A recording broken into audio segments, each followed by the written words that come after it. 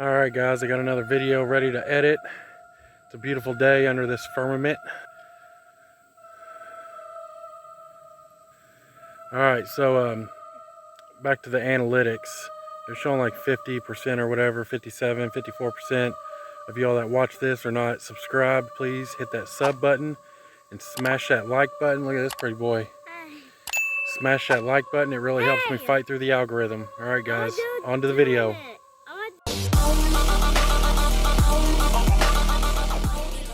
Do you know a different version of you exists in the minds of everyone that knows you? I read a book that blew my mind. The main character goes crazy when he realizes nobody really knows him. The gist is that the person that you think of as yourself exists only for you. And even you really don't know who that is. Every person that you meet, have a relationship with, or make eye contact with on the street creates a version of you in their head. You're not the same person to your mom, your dad, your siblings, than you are to your coworkers, your friends, or your neighbors. There are 1,000 different versions of yourself out there in other people's minds. A you exists in each version, and yet your you, yourself, doesn't really exist at all. You're not going to want to miss this. Who remembers in 2012 where everyone thought that the world was going to end because the Mayan calendar predicted that the world would end in 2012 because that's when the Mayan calendar stopped. Literally everyone was freaking out because they thought the world was just going to blow up on 2012. And then when it didn't end on 2012, people were like, oh, the Mayans are wrong. What if I told you the Mayans may not still be wrong? The Mayans were mathematical geniuses. Their math still rivals researchers and scientists to this day. Now when the Mayans were talking about the Mayan calendar ending in 2012, they kept on mentioning Nibiru. Nibiru was detected all throughout the translations. And what is Nibiru? Nibiru is a planet that the Mayans detected that is not visible. Essentially, this planet is hidden from us. We have not seen it yet, but it is detected. Even NASA has the same theories as the Mayans. There may be a planet hiding behind the sun. And the way that NASA is detecting this hidden planet is by the Kuiper belt, which is essentially a belt full of asteroids that are moving in an odd formation. Basically, there's a massive planet that's hidden, tugging on them, that's causing them to rotate oddly. And due to the massive gravity tugging on them, NASA has suspected the planet is roughly the size of Neptune, which is way bigger than Earth. They suspect this hidden planet may be around 4 to 10 times bigger than Earth. And this secret planet may take around 10 to 20,000 years to orbit around the sun. Now here's what the Mayan theory comes in play. The Mayans predicted that the world wasn't going to end directly on 2012. But the world might end in the 21st century. That's why the Mayan calendar ended in 2012. They predicted that the planet Nibiru may collide with Earth or come in close contact with Earth and may strip part of Earth's atmosphere. Now, again, this is all just a theory. Of course, the world may not end. It most likely won't. But there is a small chance that the Mayan calendar could mean more than we actually think. If you look at this part of the world, they believe that human beings are not from Earth. They came from somewhere else. Eve and Adam came from somewhere else to Earth. So in a way, human being alien to this land. Do you think we'll make contact with alien within the next 50 years? Well, that's a really tough one to say. I mean, if there are super intelligent aliens out there, they're probably already observing us. That would seem quite likely, and we just are not smart enough to realize it. But I could do some back-of-the-envelope calculations, and any advanced alien civilization that was at all interested in populating the galaxy, even without exceeding the speed of light, even if you're only moving at, say, 10 or 20% of the speed of light, you could populate the entire galaxy in, let's say, 10 million years, maybe 20. Wake the fuck up, TikTok. Shit.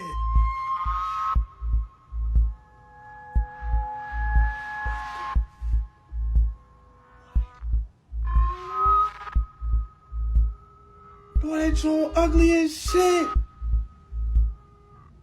Bro, they exist, bro.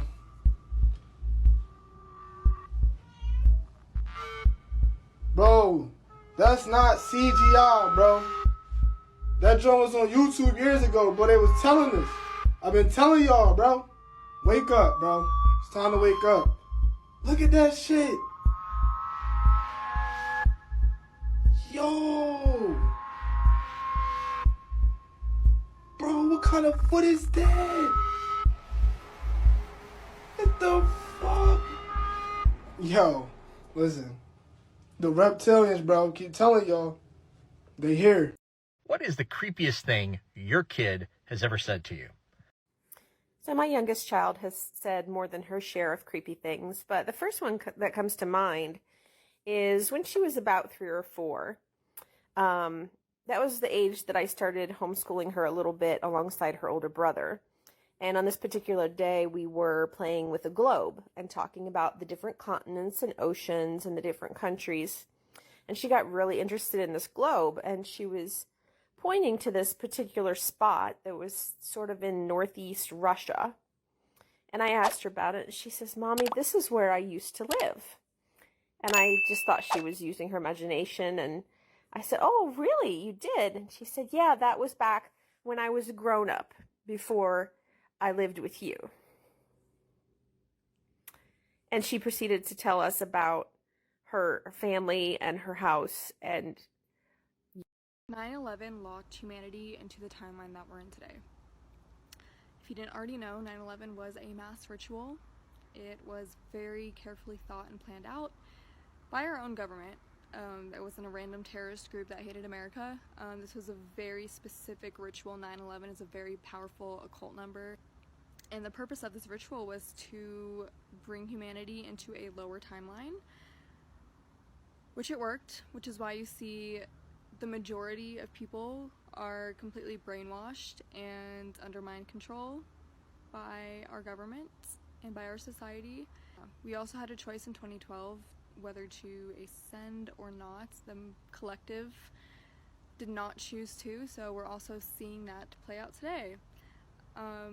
This was in my dream last night. I was told this in my dream last night, and I have a lot of dreams like this, but I usually don't share it, but I feel like I need to share this one. So yeah.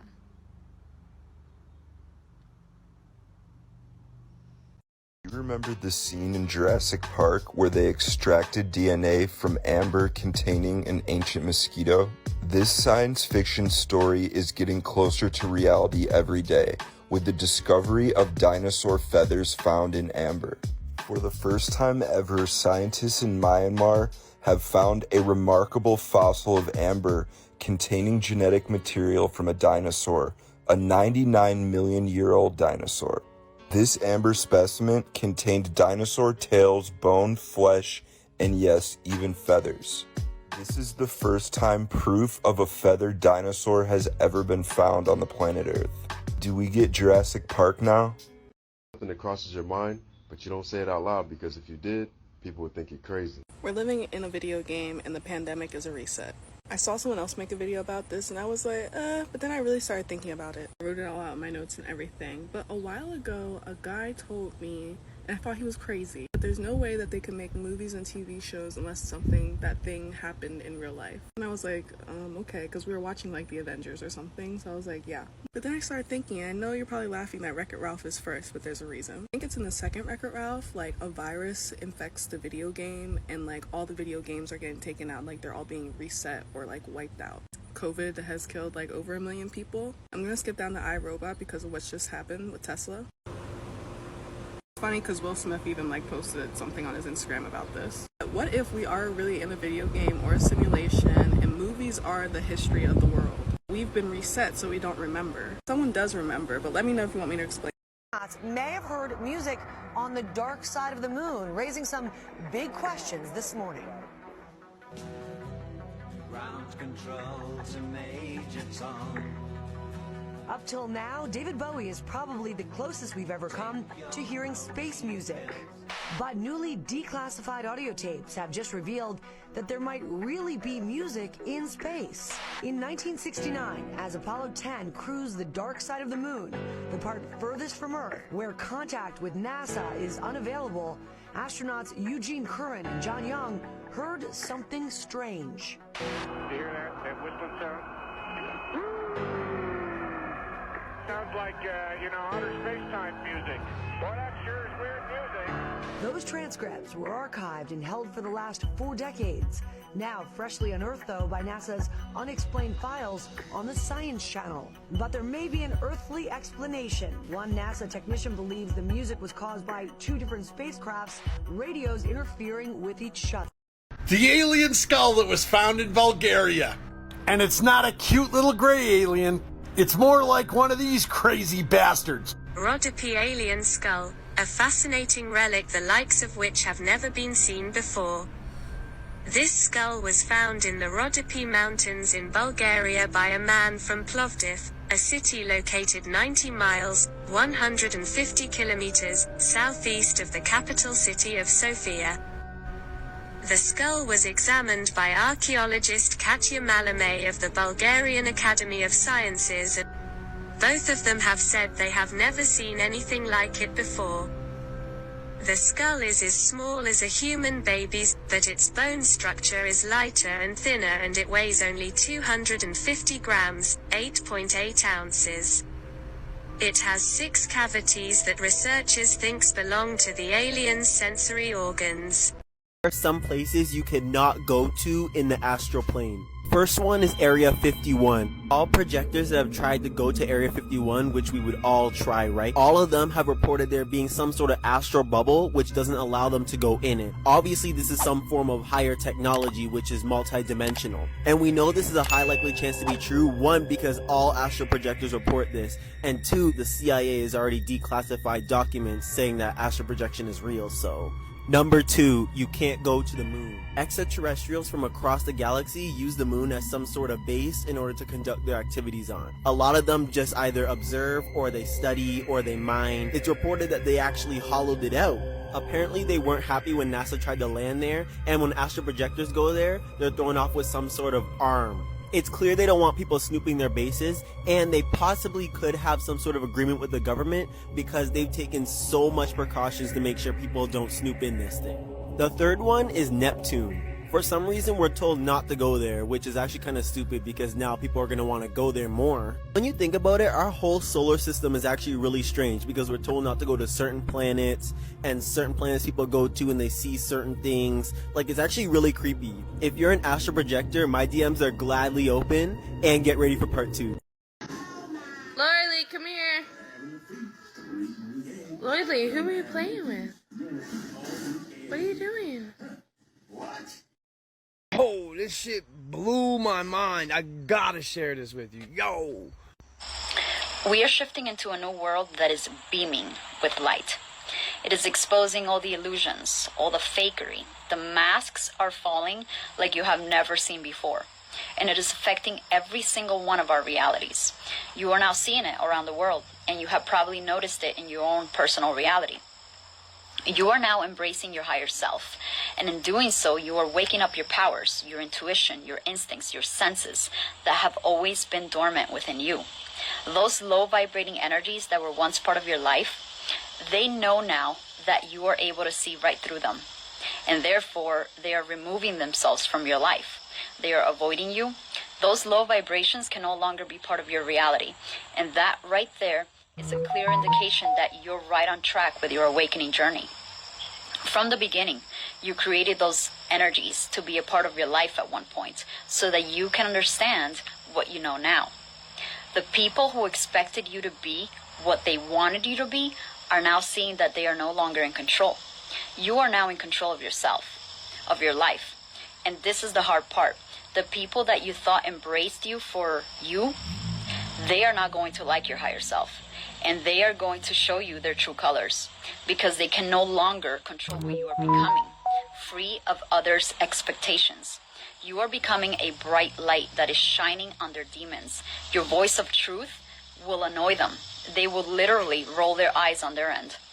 This is when you come to the realization that not everyone loves you for you. They love the identity that they created for you that at one point you embraced to fit their standards. No more of that fakery in your life. Your true tribe will find you, and you'll see. Medusa UFO is unlike any previous UFO videos out there. This transmedium object was observed at an altitude of 25,000 feet above the ocean. The government has yet to comment on this leaked footage. Stay tuned for more. You getting all this? The World Trade Center? That's the same thing. What is that? It's over there.